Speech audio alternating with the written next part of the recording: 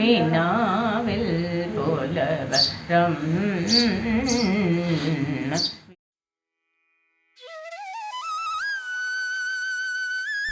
கணபதி என்றிட கலங்கமும் வல்வினை, கணபதி என்றிட காலனும் கைத்தொழும், கணபதி என்றிட கர்மம், ஆதலால் கணபதி என்றிட கவலை தீருமே. என் வீடியோஸ் பார்க்குற எல்லாருக்குமே வந்துட்டு விநாயகர் சதுர்த்தி நல்வாழ்த்துக்களோட இந்த வீடியோ நம்ம ஸ்டார்ட் பண்ணலாம். பாலும் தெளித்தேனும் பாகும் பருப்பும் இவையாவும் கலந்து உனக்கு நான் தருவேன், கோலஞ்செய் கரிமுகத்து தூமணியே நீ எனக்கு சங்கத்தமிழ் மூன்றும் தா.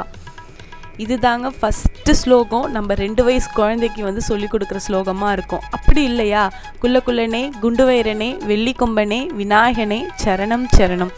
கண்டிப்பாக இந்த 2 ஸ்லோகம் தெரியாமல் 2 வயசு குழந்தை வளரவே வளராது. ஃபஸ்ட்டு நம்ம சொல்லிக் கொடுக்குற ஸ்லோகமே விநாயகரோட ஸ்லோகமாக தான் இருக்கும்.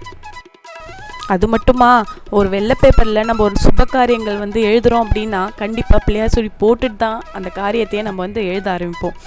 அப்படியும் இல்லை, கல்யாண பத்திரிக்கை நம்ம அடிக்க கொடுக்குறோம், கண்டிப்பாக பிள்ளையார் சொல்லி போட்டுட்டு தான் குலதெய்வ பேரும் இஷ்ட தெய்வ பேருமே வரும்.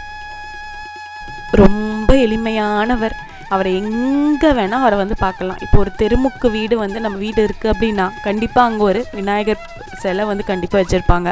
அது மட்டும் இல்லாமல் வீட்டில் பிரச்சனை அப்படின்னா கணபதி ஹோமம் பண்ணுவாங்க. ஒருத்தங்களுக்கு 7 நாள் சனி நடக்குது அப்படின்னா கண்டிப்பாக அவங்க பிள்ளையாரை நமஸ்காரம் பண்ண சொல்லுவாங்க. இல்லையா 108 குடம் தண்ணி ஊற்ற சொல்லுவாங்க.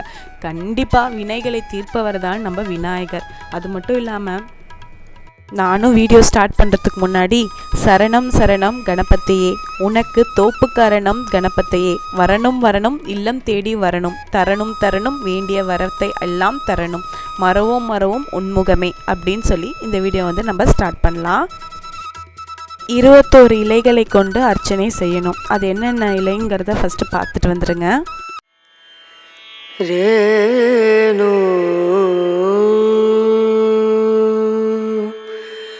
ரனா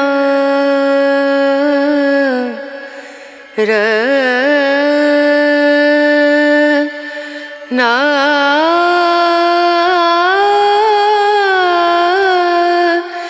நா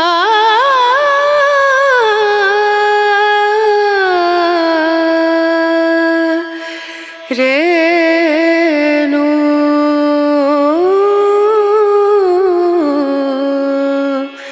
ரே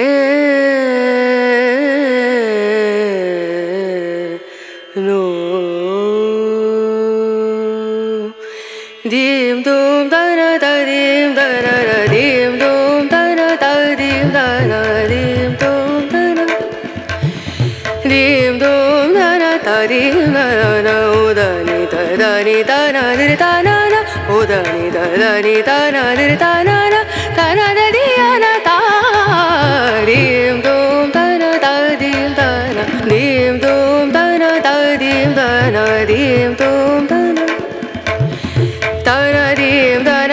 நான் பழங்கள் என்னென்ன வச்சேன் அப்படின்னு பார்த்தீங்கன்னா, ஆரஞ்சு பழம், சப்போட்டா, சாத்துக்குடி, சீத்தாப்பழம், விளாம்பழம், அப்புறம் வாழைப்பழம். இது பூவாழைன்னு சொல்லுவாங்க இல்லையா, அது, வெத்தலை பாக்கு, குலாப் ஜாமுன், கொழுக்கட்டை, பால் கொழுக்கட்டை. இது தாங்க இப்போ விநாயகரை உள்ளே அழைக்கிறதுக்கான நேரம் என்னன்னு உங்களுக்கு நான் சொல்லிடுறேன். 11 மணியில் இருந்து 1:30க்குள்ளே நம்ம விநாயகருக்கான உள்ளே அழைச்சி பூஜை பண்ணிடலாம். ஸோ நானும் பார்த்திங்கன்னா கரெக்டாக 11 மணிக்கு தான் ஸ்டார்ட் பண்ணேன். விநாயகரை ஃபஸ்ட்டு முதல் நாளே வாங்கி வச்சுட்டேன். அதாவது வெள்ளிக்கிழமையே வாங்கிட்டு வச்சுட்டேன். அடுத்த நாள் தான் விநாயகரை பிரித்து உள்ளே அழைக்கிறதுக்காக ரெடி பண்ணிகிட்டு இருந்தோம். ஸோ எங்கள் அம்மா தான் தீப தூப ஆராதனையெல்லாம் காட்டி விநாயகரை உள்ளே அழைச்சாங்க. 21 இலைகள் மாதிரியே 21 மலர்களும் இருக்குது, 21 பழங்களும் இருக்குது. இலைகள் தான் ரொம்பவே இம்பார்ட்டண்ட். அதனால தான் நான் இலையை மட்டும் நான் உங்களுக்கு சொல்லியிருக்கேன். மலர் பார்த்திங்கன்னா ஒரு அந்த ஃபெஸ்டிவல் டைமில் பூக்களே நம்மளால் வாங்க முடியாது. பழங்கள் நம்ம கேட்குற பழங்கள் அந்த டைமில் இருக்காது. ஆனால் இலைகள் கண்டிப்பாக இருக்கும். அதனால தான் நான் சொல்லியிருக்கேன். நானும் இலைகள் மட்டும்தான் யூஸ் பண்ணேனே தவிர பழங்களோ பூக்களோ நான் எதுவுமே யூஸ் பண்ணலை.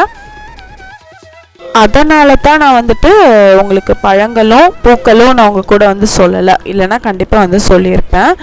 விளாம்பழமும் வந்துட்டு 21 பழங்களில் ஒன்று அது கிடச்சிது, அதனால வந்து நான் வாங்கினேன். விநாயகர் வந்து உள்ளே வந்து அழைச்சி வச்சுட்டாச்சு. அடுத்தது வந்து மஞ்சள் பிள்ளையார் வந்து கண்டிப்பாக வந்து பிடிக்கணும். இப்போ எந்த ஒரு பூஜை வந்து நம்ம செய்கிறதுக்கு முன்னாடி கண்டிப்பாக மஞ்சள் பிள்ளையார் வந்து இழுக்கணுங்க வீட்டில்.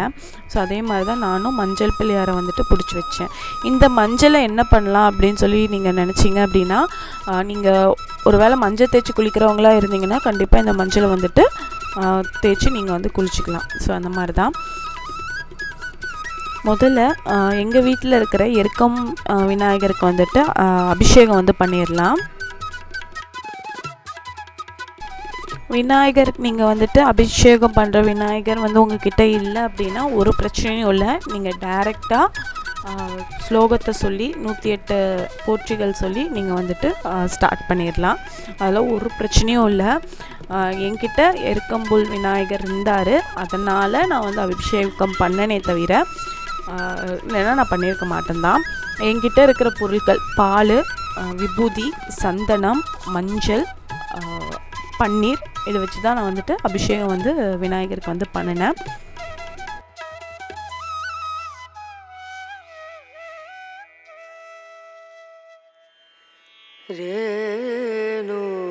எனக்கு வந்து பார்த்திங்கன்னா 21 இலையில் வந்துட்டு ஒரு 19 இலைகள் வந்து எனக்கு கிடச்சிருச்சு.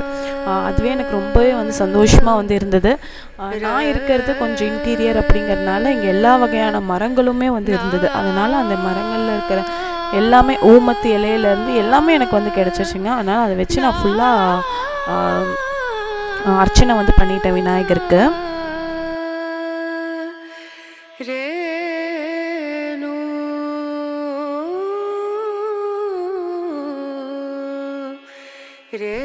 அப்படி இல்லை அப்படின்னா ஒன்றுமே தேவையில்லைங்க, அருகம்புல் அது வீட்லேயுமே வந்து கண்டிப்பாக முன்னாடி ஒரு செடி இருந்ததுன்னா அந்த செடியில் கண்டிப்பாக அருகம்புல் வந்து முளைச்சிருக்கும்.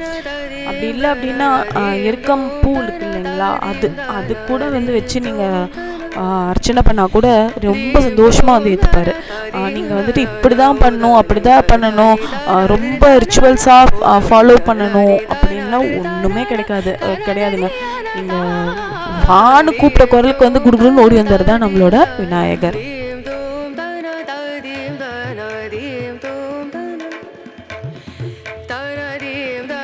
எங்கே அரச மரம் இருக்கோ கண்டிப்பாக கீழே விநாயகர் வந்து இருப்பார்.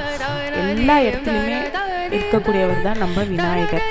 எல்லாருமே வந்துட்டு ஃபஸ்ட்டு ஒரு கோயிலுக்கு போகிறோம் அப்படின்னாலே விநாயகரை வணங்கிட்டு தான் எவ்வளோ பெரிய கடவுளாக இருந்தாலுமே நம்ம போய் வணங்குவோம். அந்த மாதிரி தாங்க நம்மளோட விநாயகர்.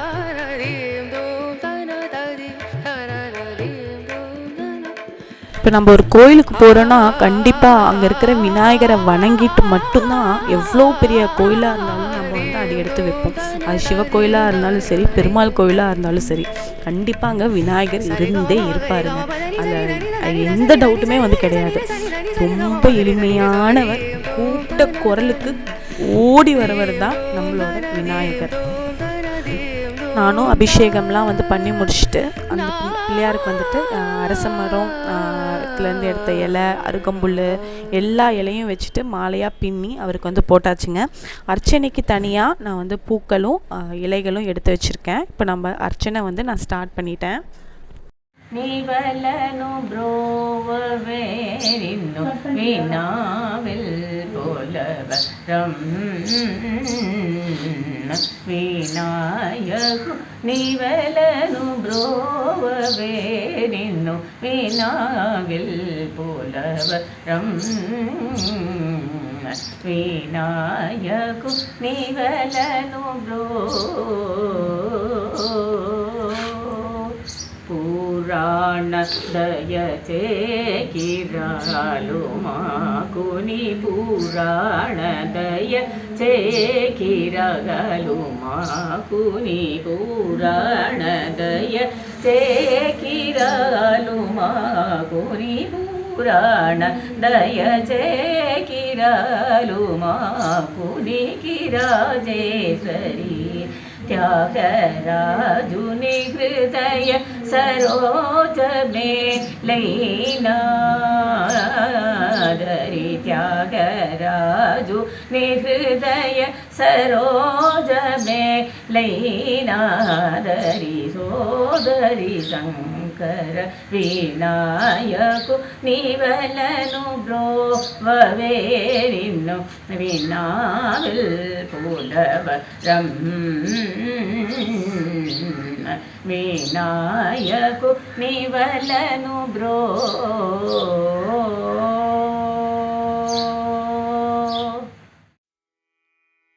நூற்றி எட்டு போற்றி வந்து சொல்லி முடிச்சுட்டு விநாயகருக்கான அர்ச்சனைகளும் வந்து பண்ணிவிட்டு வீட்டில் யாராவது பாட்டெல்லாம் தெரியும் அப்படின்னா அவங்கெல்லாம் வந்து பாடினாங்க. ஸோ எங்கள் பாட்டி பாடின பாட்டு தான் நீங்கள் வந்து இப்போ பார்த்துருப்பீங்க. இப்போ வந்து தீப தூப ஆராதனையெல்லாம் வந்து காட்டிட்டேன். இப்போ வீட்டுக்கு எல்லாத்துக்குமே வந்து காட்டிட்டேன். ஸோ குழந்தை வந்து தூங்கிட்டு இருந்தனால தான் என்னால் கொஞ்சம் பீஸ்ஃபுல்லாக வந்து பண்ண முடிஞ்சுது. இல்லைன்னா அவள் அம்மா எடுத்துக்கோன்னே வந்து சொல்லிகிட்ருப்பான். அடுத்தது வந்துட்டு நம்ம பண்ணி வச்ச பலகாரத்துக்கு எல்லாத்துக்குமே வந்துட்டு விநாயகருக்கு வந்து நெய்வேத்தியம் வந்து பண்ணிடலாம். உங்களால் வந்துட்டு இந்த நெய்வேத்தியத்துக்கான கொழுக்கட்டையெல்லாம் வந்து பண்ண முடியலன்னா கவலையே வந்து படாதீங்க. வெத்தலை பாக்கு 2 வாழைப்பழம் வச்சா கூட அவர் நல்லா சாப்பிடுவார். ஸோ விநாயகரை பற்றி நம்ம கரெக்டாக செஞ்சோமா செய்யலையா அப்படின்னு கஷ்டமே வேண்டாம். நீங்கள் எப்படி செஞ்சாலும் அவர் வந்து அதை ஏற்றுப்பார்.